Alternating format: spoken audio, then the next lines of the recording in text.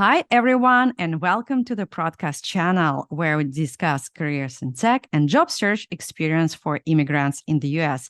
I'm your host, Anna Naumova, an immigrant myself and a former product manager at Apple.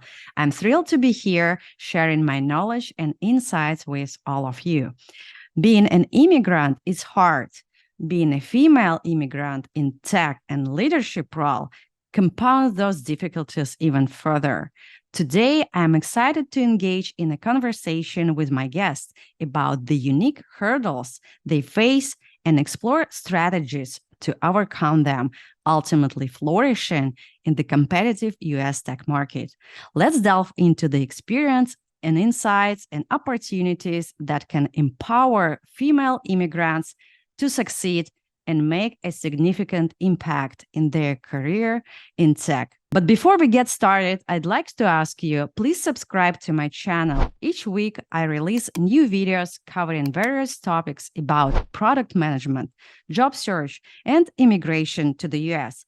If you need help with your job search, create a perfect ATS-friendly resume or advanced LinkedIn profile, please visit annanaumova.com to schedule a call with me. You can find the link to my website in the video description below.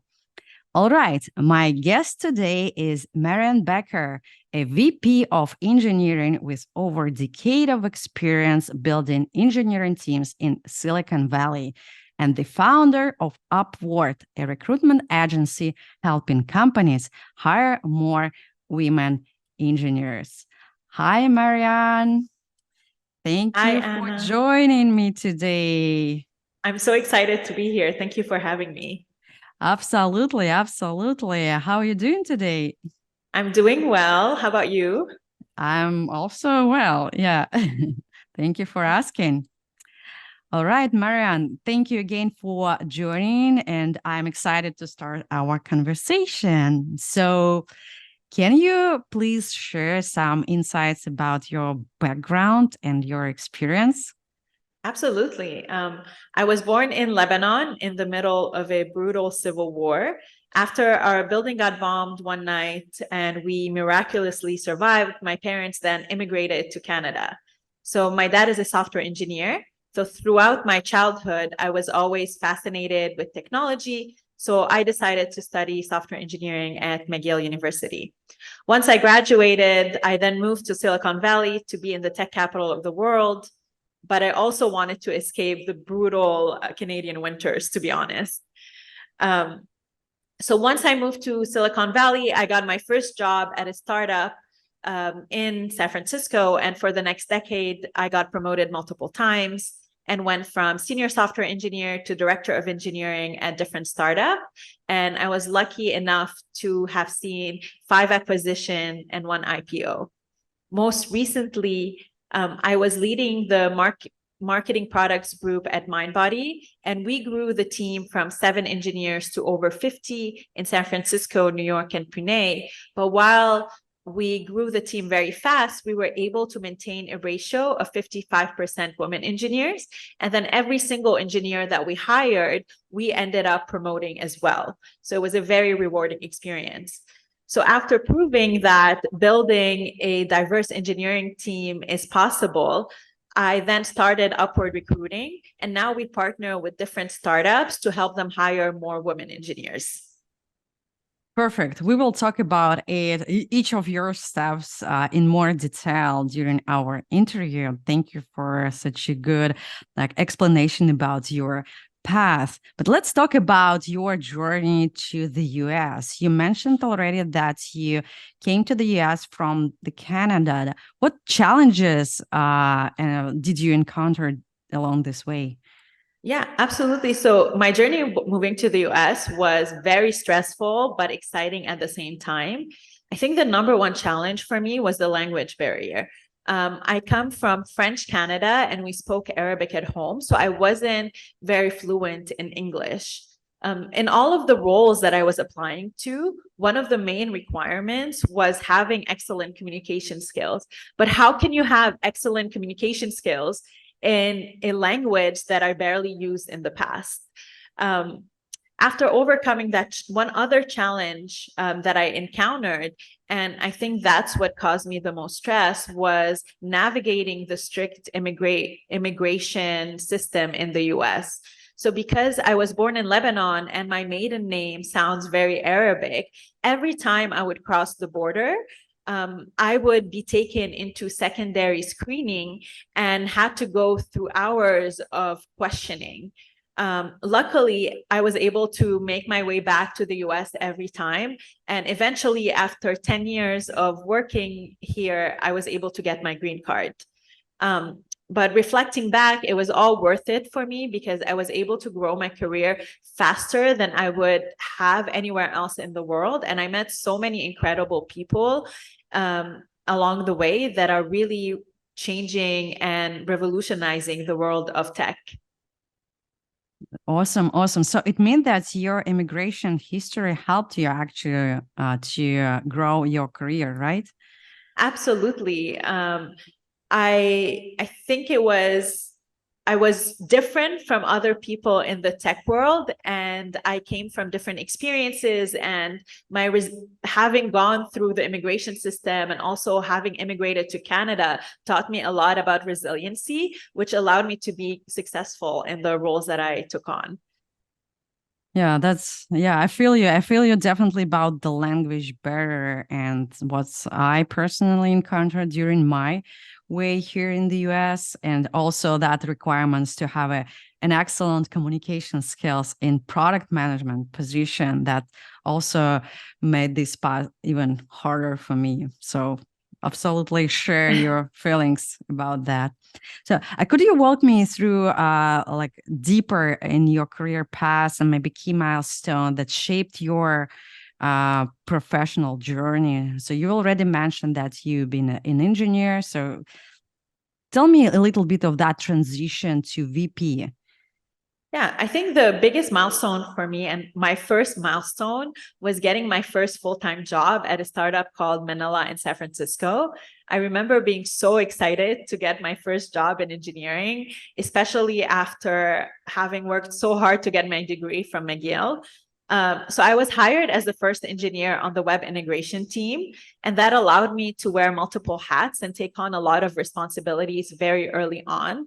So after a year of working very hard and giving it my all, I asked my manager to give me the title of senior software engineer, and I got it. She accepted. So once I got that title, I started applying to senior level roles, even though I only had 1 year of experience. And after multiple interviews, I got an awesome role as a senior software engineer, and that allowed me to take significantly more responsibilities and leadership opportunities. So that really helped fast track my career. The next big milestone for me was getting my first engineering manager job, and I got it at a Series A startup, and I was hired to lead all of engineering, which was a lot of responsibilities. It was very stressful, but exciting at the same time. And being the head of engineering, I was also part of the executive team. So not only was I able to grow my leadership skills, but I also got a chance to learn about different aspects of a successful business and running a successful startup. So I learned about finance, marketing, and sales, which until this day helped me so much, especially in having now my own company. So once I joined that company, I got promoted to director of engineering after 6 months of being in that role. Once I was director of engineering, I was then able to get the role at Mindbody, where I grew a team from 7 engineers to 50 in multiple locations in the world. And that really helped me skyrocket my career.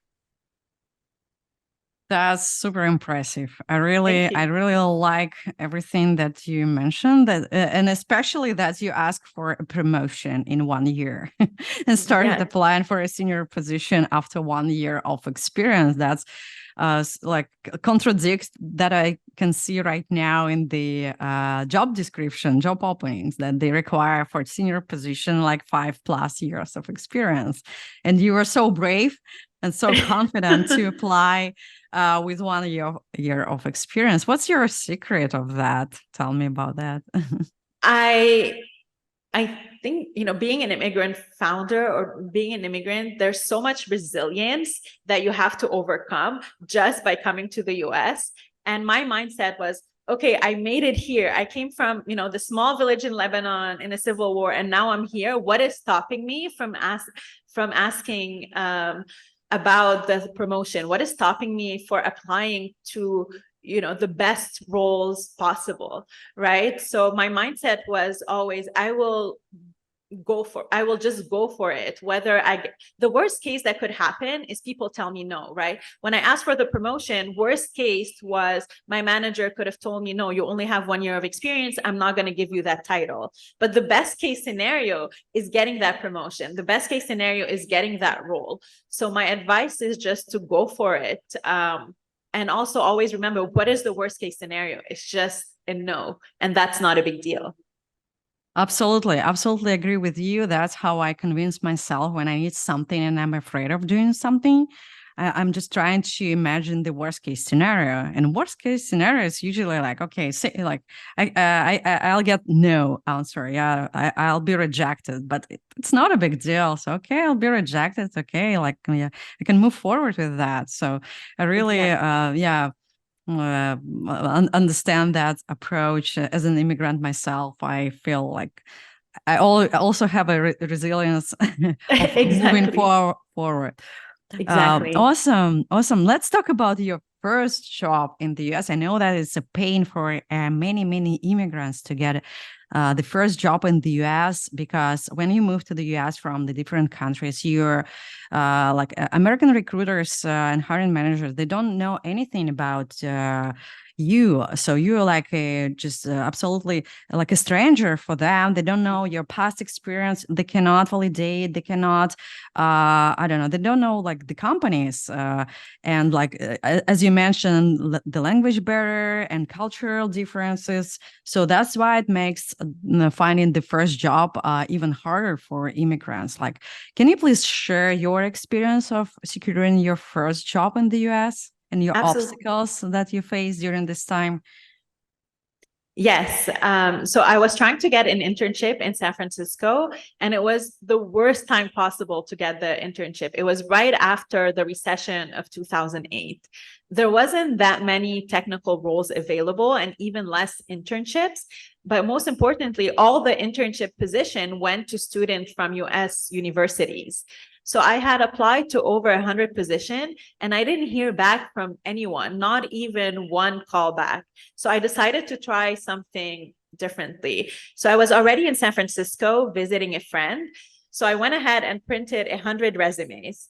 I then found multiple startups that were hiring and found their address where they were located in downtown San Francisco.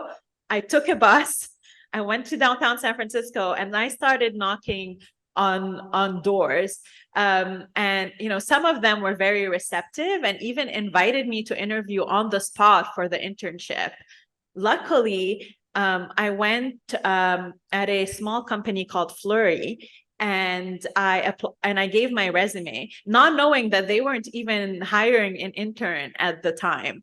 But an hour later, when I was heading back to my friend's house, the CEO of the company called me, and he said he loved my initiative and he's never had anybody literally apply in person before. So then he put me through the interview process, and I passed the interview process and got my first role at the startup.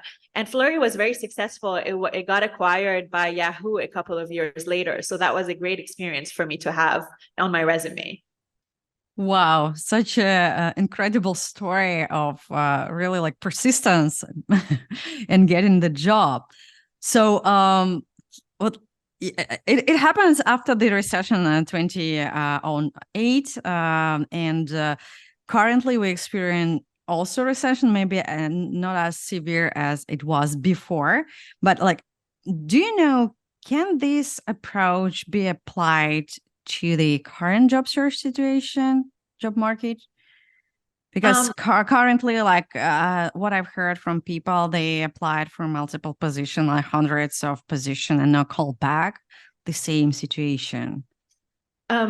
So nowadays, right, when in 2008, 2009, things were less online than they are now. But this approach can definitely be used for people applying for jobs. So don't just apply for the job. Find who the hiring manager is, find their LinkedIn and message them through LinkedIn. Tell them, I just applied to the job. I'm very interested in it. Do you have a second to chat with me about the different requirement of the role? I'd love to learn more. So still, you can be proactive online when searching for a job. Don't just apply for jobs, be proactive, find who the hiring manager is, go to LinkedIn, message them. Another thing that you can do is nowadays, there's so many networking events happening around you. Go to the tech networking event and talk to as many people as you can. Eventually, you will land on a hiring manager or a software engineer at a company. You can then ask them to refer you to a company directly. So that's another way to get in through the door. So leverage your network, leverage the power of community to get you that first job in tech. Yeah, absolutely agree. And you as a hiring manager, probably if you're in a like VP position, you're probably hiring people. Like, is it intrusive for you when people started sending you messages on LinkedIn about the job openings or something? Like, how do you feel about it? Because what I've heard also, like, people are afraid of reaching out, hiring managers, recruiters, because it's like so intrusive. I love when candidates reach out to me and in their message, they add a fact that is not very well known about my company. It means that they actually research the job and they're very interested. So immediately, whether the person, is qualified or not, I try to hop on a call with them just because they made so much effort to reach out to me and I love their initiative. So I will give them a chance to interview. So don't feel like you are intrusive. On the contrary, hiring managers want to see that you're so passionate about their company, that you take initiative, and that you're able to kind of set yourself apart from other candidates for that role. Perfect. Awesome. So don't be afraid of reaching out to your hiring manager or recruiter. And yeah, you can reach out to Mariane. She loves it. Exactly. Now I have my own staffing agency. So reach out to me, send me your resume. And if I have roles that match your profile, I will send them to you. Perfect. I hope we will help someone to find a job. All right, Mariane. So your company aims to assist women engineers in finding job opportunities. So what inspired you to start this venture? Could you tell me more about the idea behind of it? Yeah. So starting Upward Recruiting was really my passion project. So I wanted to help advance women in tech and make the tech industry more inclusive. Throughout my own career, I was the only woman in the room for so many years, and I've met countless of other women that face similar challenges, biases, and experiences. So I wanted to give back to the community. Personally, I grew so fast in my career because I joined those startups that allowed me to take on more responsibilities and learn so much more than I would at bigger companies. So I truly believe that if you place a woman at a fast-growing startup, her career will skyrocket and she will get promoted faster.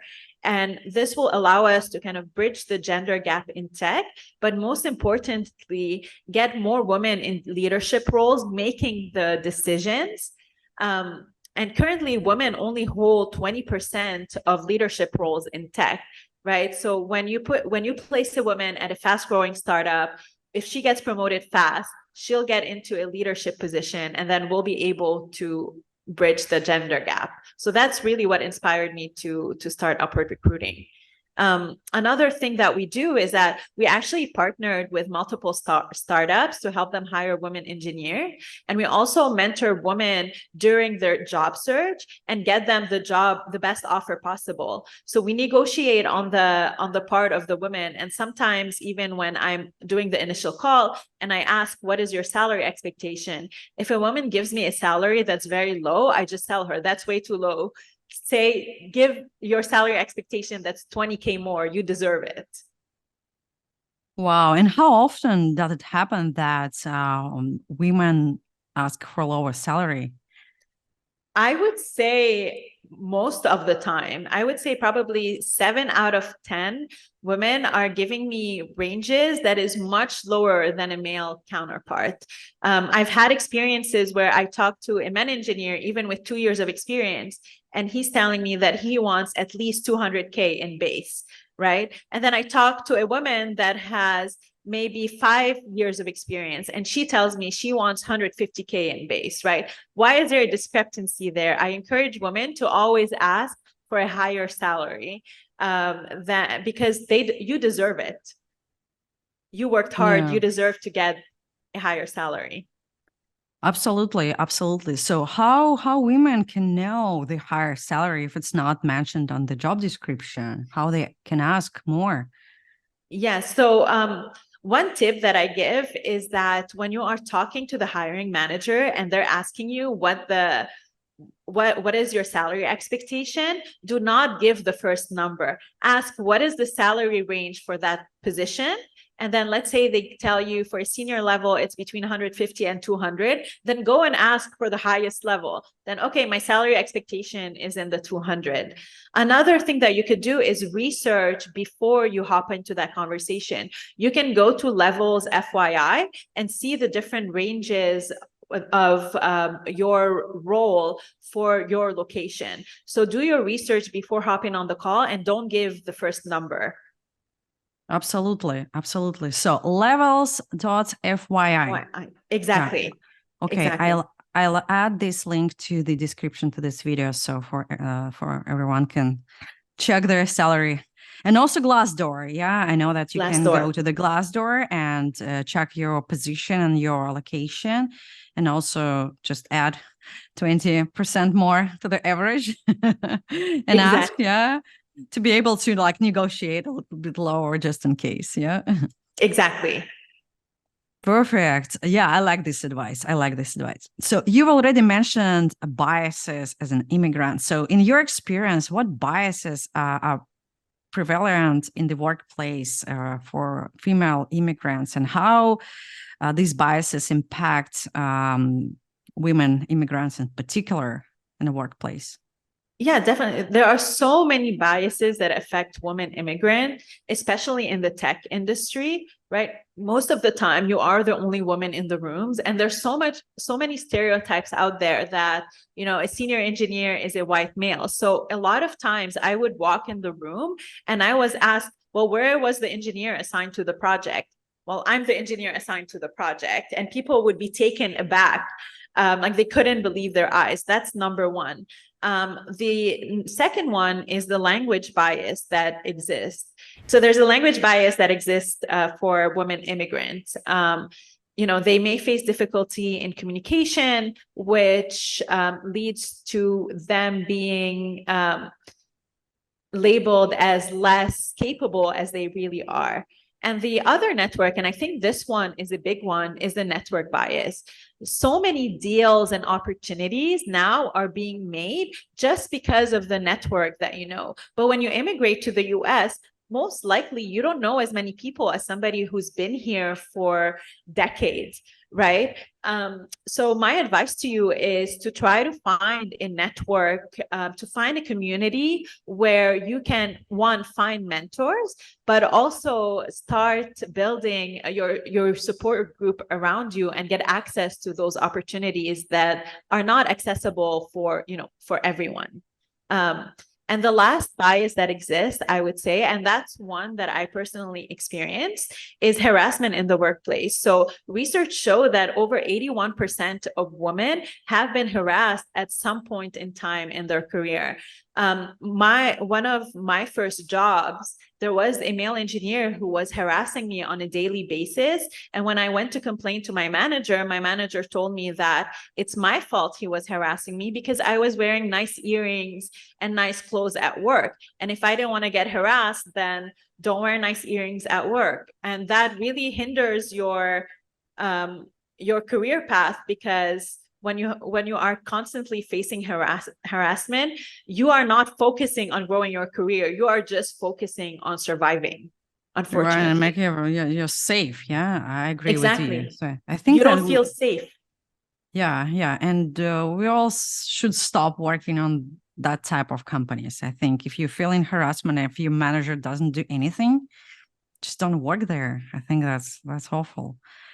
Exactly. So that's all right. So just to recap, biases: only women in the room, language bias, and people think that you're less competent.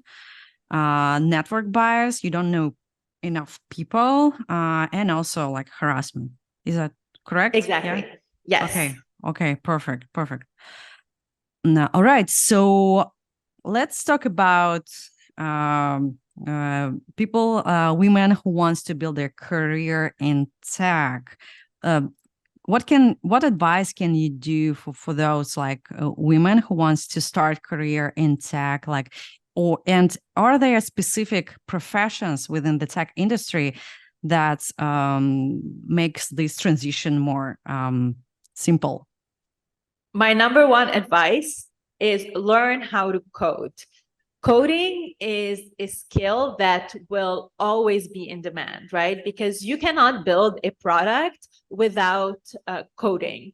There are so many kind of tech jobs over the last decade that emerged and became popular at a certain period of time and then became less popular. But software engineering and coding has always been the most popular one. So learn how to code. You can start by doing tutorials online, see if you like it. If you start seeing that you like it and you are passionate about it, then join a boot camp. There's a lot of boot camps all over the US where you go in for maybe 10 to 12 weeks and they teach you how to code in a professional environment. But more than that, they open their network for you. So you'll have a much easier chance finding your first job after that. There's even now boot camp specifically for women engineers.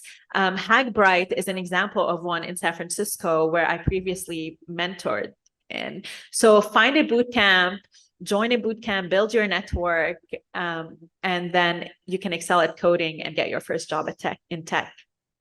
Mm-hmm. Can you repeat the name of this boot camp? It's called Hackbright. Hackbright. Okay. Can you recommend it? This boot camp? Yes, I definitely recommend it. They have an awesome network of mentors, but they also have partnership with different companies in the Bay Area to help you land your role. And they're for women only. So you're really going into a safe place where you can learn how to grow your coding skills. Oh, that's amazing. That's amazing. So like, because people often ask me about the recommendation of boot camp, and there are a lot of boot camps, and it's better to have some specific recommendation from a mentor of people who studied in this boot camp and why they should select this specific boot camp. Yeah. So that's perfect. So you mentioned that female need to learn how to code. Can you recommend a language which is easier for beginners to start coding? Yeah. So I would approach it not in terms of, is this language easy for me to learn, but more, is this language popular, right? Mm-hmm. Because what you want to do is learn a language that is popular, that has more job opportunities. And there are typically, a few languages that I recommend. Either learn React on the front end if you want to be a front end engineer, or on the back end, either learn Node or Django. Those are now the most popular startup roles that exist at the moment. But also, keep keep looking at what the industry is going to, right? Like languages, they become popular at different moments in time. So look at your industry, talk to software engineers, look at the different roles that exist, and try to identify the ones that are popular at that moment. Yeah, it's currently is machine learning and artificial intelligence is hyping. What can you recommend for people who want to jump into this area? Yes. So AI is definitely booming, right? Almost all the funding right now is going to AI companies. You can become an ML and AI engineer, but even I'm looking at the different role that exists. There's not as many ML and AI engineering roles as there are software engineering roles. So what I recommend is learn how to code, right? And then explore machine learning and AI more. So understand, what it is, how it works, understand how generative AI operates. But I don't necessarily recommend them to become an ML engineer at this moment in time because it's not as popular as software engineer. And you can always pivot later on. Yeah, I agree. So for those folks who consider like coding is like not very attractive for them, can you recommend any other position to start their career in tech? Like, for example, QA, probably like the easiest way to get into tech. What do you think about it? Yeah, so QA is easier to get into.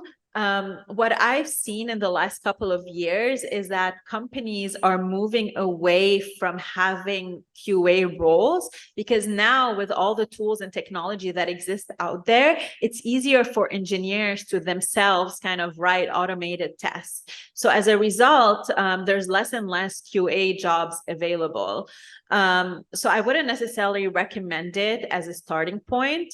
If you, it depends, look at what your strengths are, right? If let's say you are very creative and your strength is in art and graphic design, you can explore being a product designer. Product designer are currently getting paid as much as software engineers, and there's a lot of demands for it. If, for example, your strengths are in sales, then try to find a account executive job at a tech company. So really identify what your strengths are and try to find a popular role that matches your skill set. You can also come talk to me if you're unsure, and I'm happy to chat with you about the different options that exist for your passions and what you are expert in. Yeah, your strengths and what you really like to do.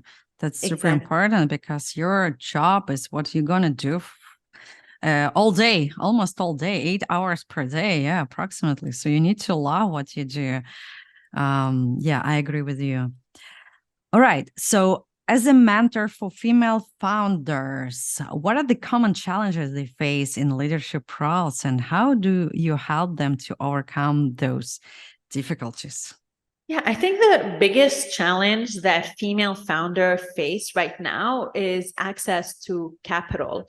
So women are only receiving 2% of VC-backed funding, right? And women make 50% of the population, and yet we're only receiving 2% of VC-backed funding.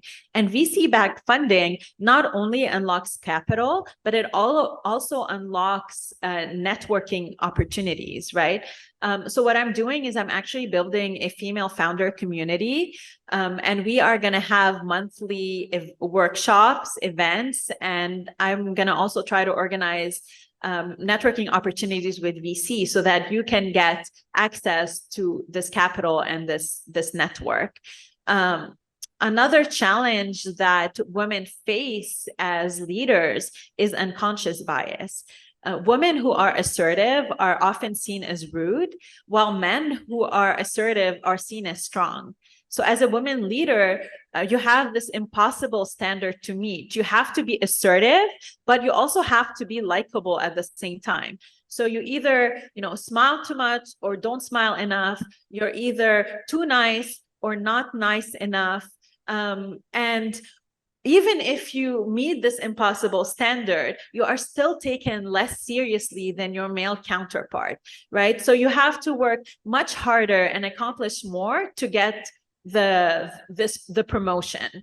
So this unconscious bias really hinders us from achieving, equality and equity in leadership positions. And yeah, and I agree. And your example with your nice earrings, also as an example of that, you're too nice, yeah, or you're not too nice, you're too rude.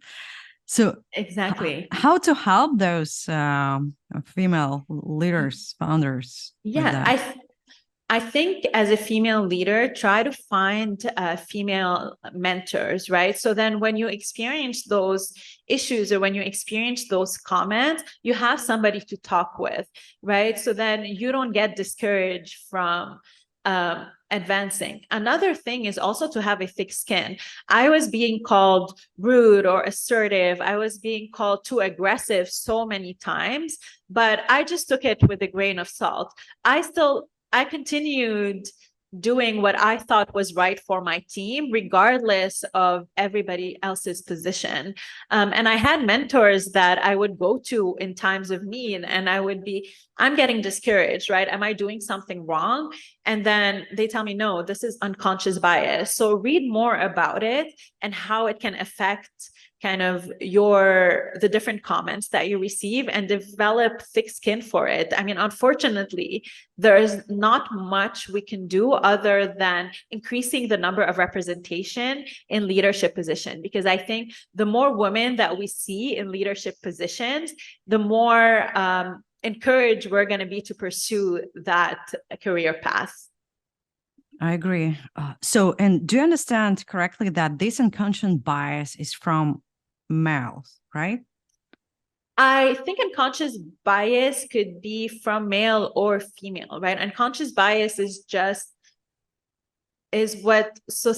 those expectations that society have for women.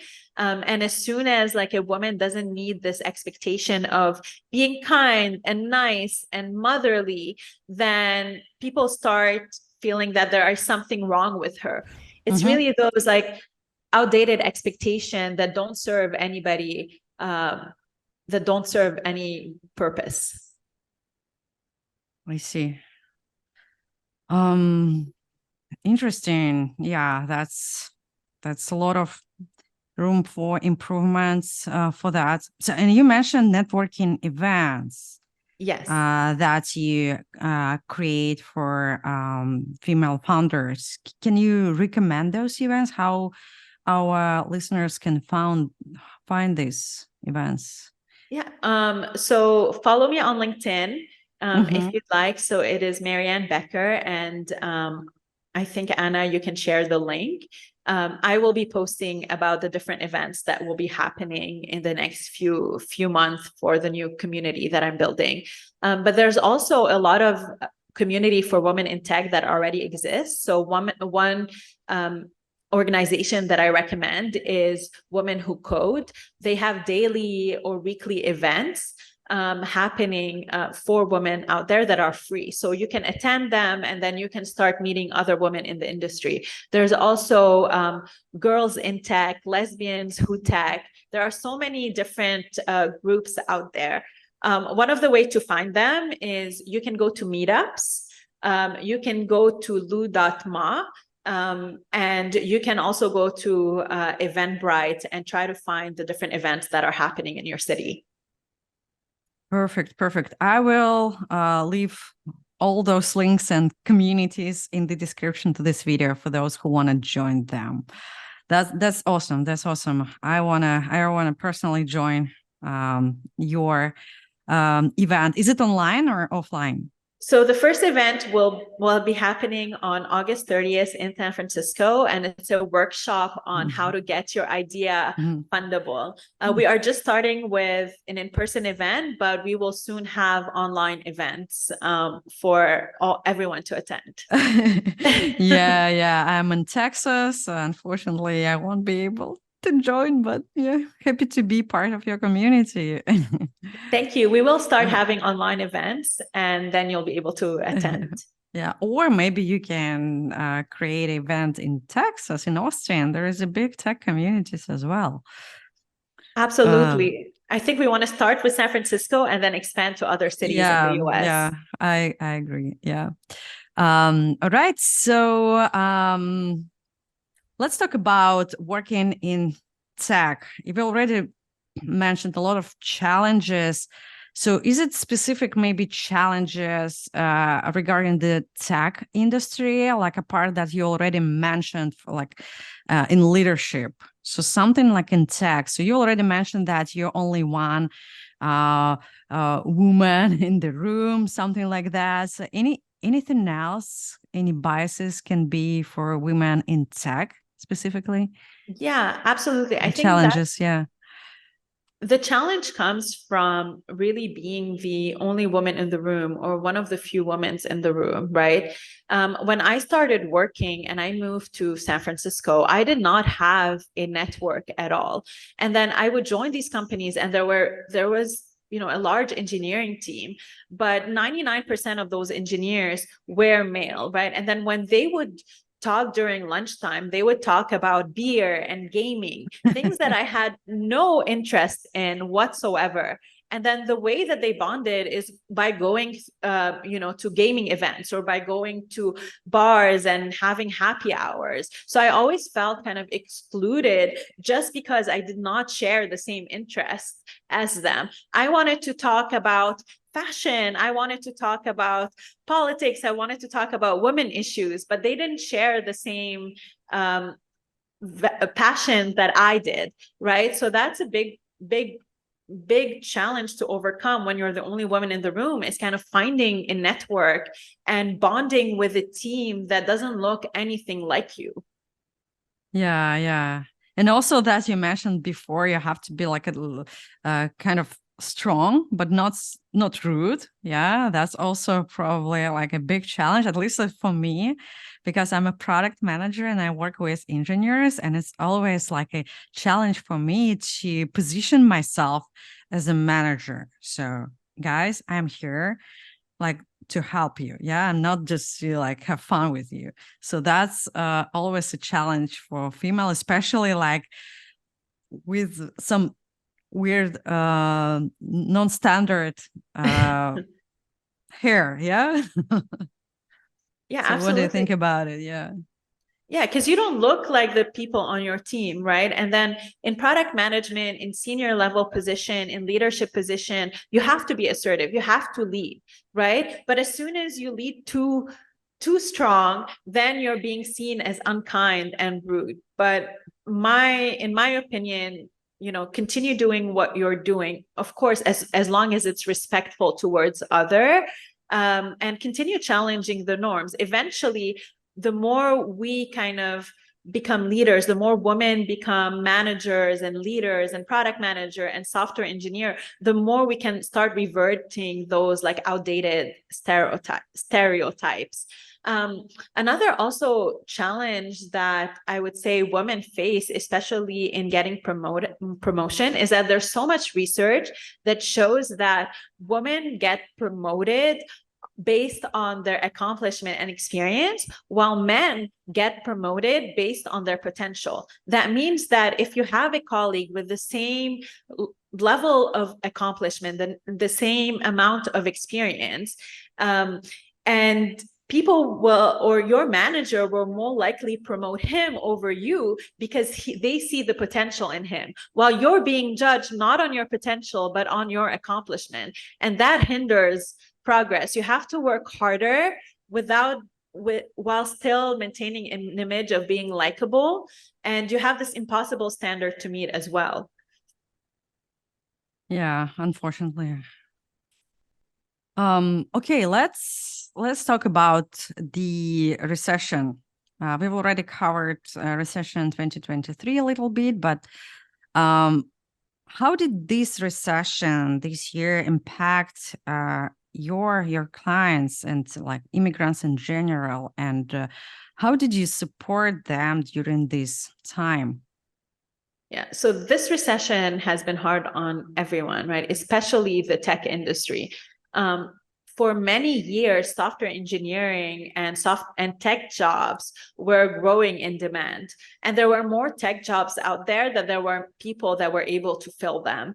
With the recession and the layoffs that happened, for the first time in a decade, there was so many engineers on the market. So suddenly immigrants and women were not only we're not only facing all the biases, but we're also competing against people who have, years of experience and have, US degrees from US universities or have worked at FANG companies. So the competition is brutal out there. And another thing also that happened during the recession is that it was much harder to get funding. So all the startups that were supposed to hire more people suddenly had to cut backs on jobs. So it's a double conundrum. In one aspect, there are less jobs out there, and in the second part, there are so many more candidates on the market. So it's a really hard time now to be in tech. One of the ways that we help them is by looking at their resume and looking about how they brand themselves to try to identify their unique kind of experiences and what can set them apart.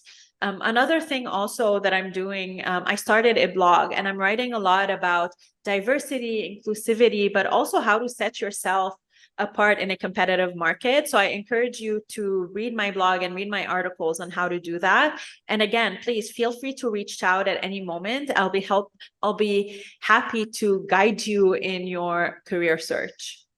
Yeah. So can you give one hint for immigrants how to stand out? Like you said, you try to find unique experience in the resume. What might be unique for immigrants? Is it like their cultural background, like different language they can speak, or something else? So for immigrant founders, right, you have a diverse set of experience, right? You have different accomplishments that are unique to you. So in every job that you had, what I encourage is look at what you accomplished in the job, not at what you did, right? You can write in one way, I coded this front end and back end project, or you can rewrite it to say, I built a product which increased revenue for my company by 2x. So focus on your business accomplishment when talking about your experience instead of what you did on the day-to-day basis. And another thing right now is that there are so many immigrant community groups. I'm part of a Slack channel for immigrant founders, and there are even VC firms that invest specifically in immigrant founders. So find these groups, find this network, then you'll be able to access opportunities that are unique to being an immigrant. Mm-hmm. Can you please share after this interview, like the link for these communities as well? Absolutely. And one of the ways that I started getting invited to all these communities, because I also did not have a large network, is going to those networking events, right? The more people that I met, the more events I started getting invited to, and the more of these groups I started becoming part of. So go and network and try to get your name and your brand out there, so people can recognize you. Yeah, that's why I launched this YouTube channel to build my brand in the American market. And maybe, I have another YouTube channel in Russian language, and it's more popular than this in English. But I still want to start something new in English. So that's, definitely agree with you and share what you advised. All right. So so we need to finish. We ran out of time, but I have the last question for you. What can you recommend for individuals, especially, when we talk about women immigrants today, pursuing a career in technology in the US to achieve success? So your recommendation? Maybe I haven't asked you about that and you want to share it. Yeah, I gave a lot of recommendation, but a few things that you could do is try to figure out the gap that you have in your skill set, right? And continue and every day try to learn something new that fills those gaps. One of my biggest gap when I moved to the US was that English was my third language, but I didn't let it stop me. So I started reading business books to improve my written communication skills. And then I found a nonprofit in the US called Toastmaster that really helps you improve your spoken English. So I started attending the weekly sessions for a year.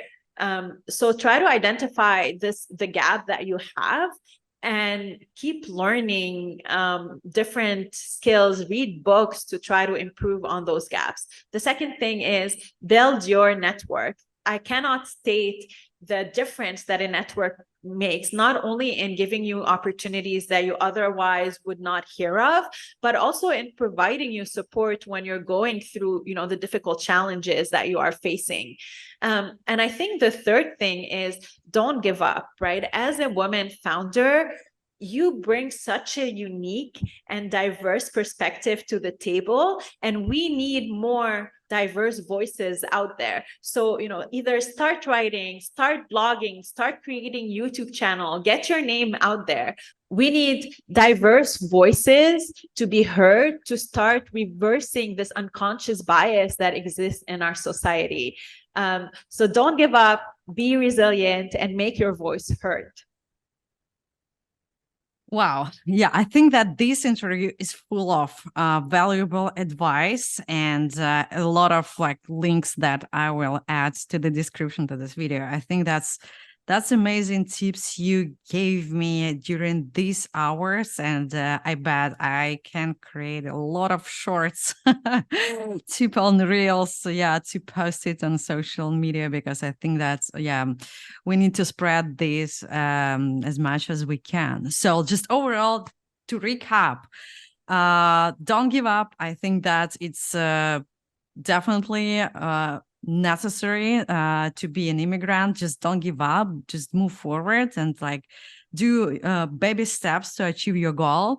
Networking, we talk a lot about networking today, and build your network. I think that is essential for everyone, for immigrants, for female founders, for people in tech, for just build your network, and it will definitely help you in the future. You never know when this return on investment will come to you. And the third that you mentioned is gap your skill set. So if you find the gap in your skill set, just try to fill this gap. Try to learn more. Use this gap as an opportunity to build the better version of yourself. To be better. So I think that's super insightful interview. Thank you, Mariane. Thank you for engaging in such an impactful conversation about female immigrants and leadership and challenges they face in building their career in tech. I'm confident that this interview will serve as an inspiration to numerous of people, encouraging them to pursue their goal. Thank you. And if you found this video informative and insightful, please give a thumbs up and share this video with your friends. Your support can help reach out more people who could be benefit from this valuable content. If you have any questions or comments, feel free to share them in the comment section below. And remember to subscribe to my channel to stay updated with future content. If you need assistance with refining your resume and optimizing your LinkedIn profile or preparing for job interviews, you can schedule a call with me at annanaumova.com. I'm here to support your professional journey. And once again, thank you for being with us today. I look forward to your presence in the upcoming week. Thank you, Mariane. Again, thank you. Thank you so much, Anna, for having me. And I share daily insight on LinkedIn and Twitter about startup, diversity, and tech. So feel free to follow me.